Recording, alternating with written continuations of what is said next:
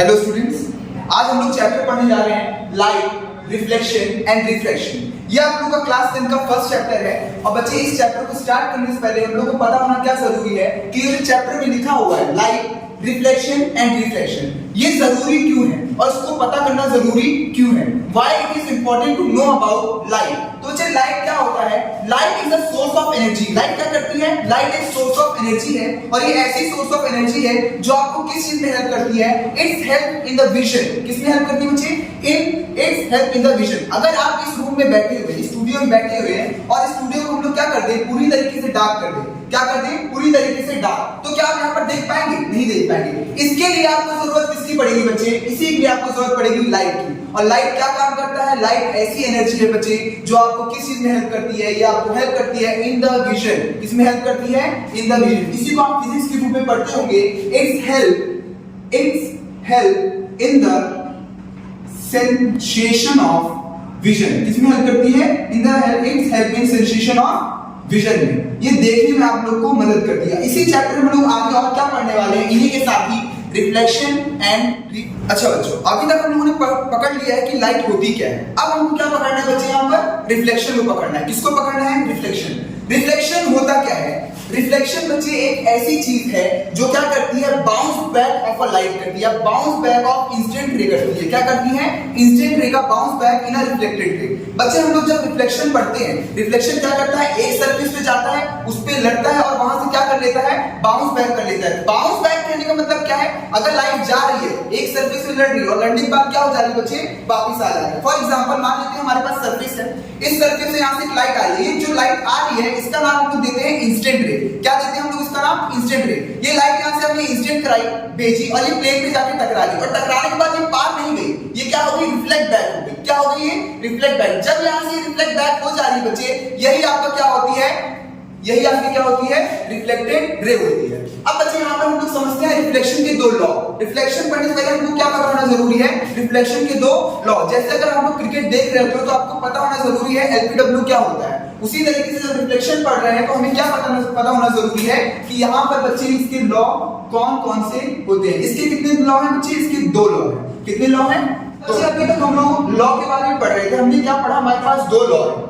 तो लॉ समझने से पहले हमें क्या समझना है कि रिफ्लेक्शन हो किस चीज से रहा है। तो बच्चे, पहले हम लोग बनाते हैं क्या? एक प्लेन। जो हमने ये चीज बनाई है, क्या है? प्लेन है जो क्या करा रही है? रिफ्लेक्ट कराने का काम करा रही है। किसका काम करा रही है? रिफ्लेक्ट कराने का। अब मैंने क्या बोला? जो हमारे पास एक रे आ रही है, मान लीजिए हमारे पास ये एक रे आ रही है। ये रे इस प्लेन पे टकरा रही है। क्या कर रही है? टकरा रही है। और यहां से टकराने के बाद ये रे क्या हो जा रही है बच्चे? बाउंस बैक हो जा रही है। क्या हो जा रही है? Bounce back. और यही रे जो बाउंस बैक हो जाती है बच्चे, इसी को हम लोग क्या बोलते हैं?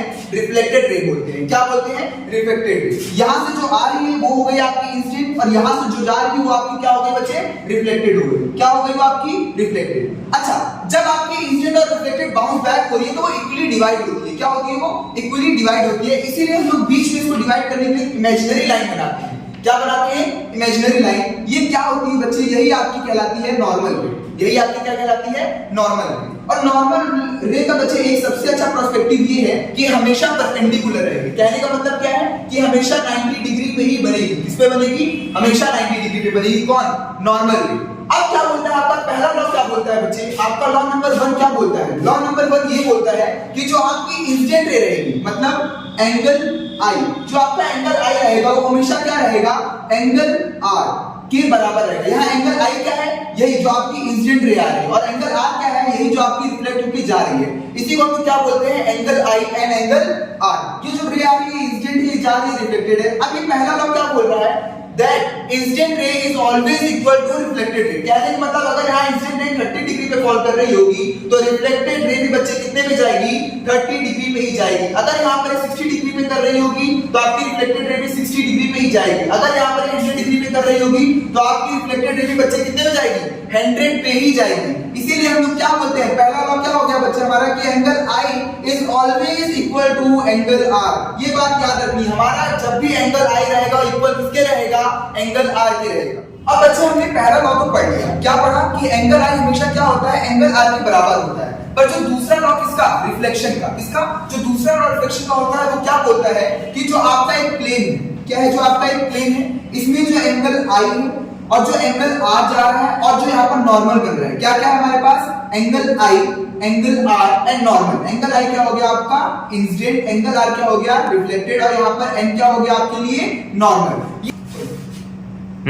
अब बच्चे जो आपका एंगल आर है, ये एंगल आर क्या है रिफ्लेक्टेड और नॉर्मल है, ये सब क्या कर रहे हैं, लाई कर रहे हैं एक सेम प्लेन पे। अगर हमारे पास एक प्लेन नंबर 1 है तो सारी चीजें प्लेन नंबर 1 पे ही आ रही है। ऐसा नहीं हो रहा कि एक चीज प्लेन नंबर 1 पे आ रही है और दूसरा रिफ्लेक्शन हमारा कहां हो रहा है, प्लेन नंबर 2 पे हो रहा है। हमारा जितना चीज होगा सब क्या होगा, लाई करेगा ऑन अ सेम प्लेन। यही क्या होता है हमारा लॉ नंबर 2। कहने का मतलब हमारी इंसिडेंट रे, फॉर एग्जांपल बच्चे इधर देखिए, हमारे पास क्या होगा, एक इंसिडेंट रे है, एक रिफ्लेक्टेड रे है और एक नॉर्मल रे बीच से आ रही होगी, और यही नॉर्मल क्या कर रही होगी बच्चे, एक ही प्लेन पे लाई कर रही होगी। ये नहीं कि रिफ्लेक्शन इंसिडेंट यहां हो रहा है, रिफ्लेक्शन वहां हो रहा है, नॉर्मल कहीं और बन रही है, ऐसा नहीं होगा। रिफ्लेक्शन जो हम लोग का लॉ बोलता है वो क्या बोलता है, हमारी तीनों चीज क्या होगी बच्चे, एक ही प्लेन पे लाई करेंगी, और यही क्या हमारा लॉ नंबर 2। तो बच्चे हमने दो लॉ पढ़े हैं। पहला लॉ क्या बोलता है, एंगल आई क्या बोलता है, angle I is always equal to angle R which is incident and reflected. और दूसरा क्या बच्चे बोलते हैं, angle I, angle R and normal ray, ये तीनों रे जो बच्चे होंगी क्या होंगी,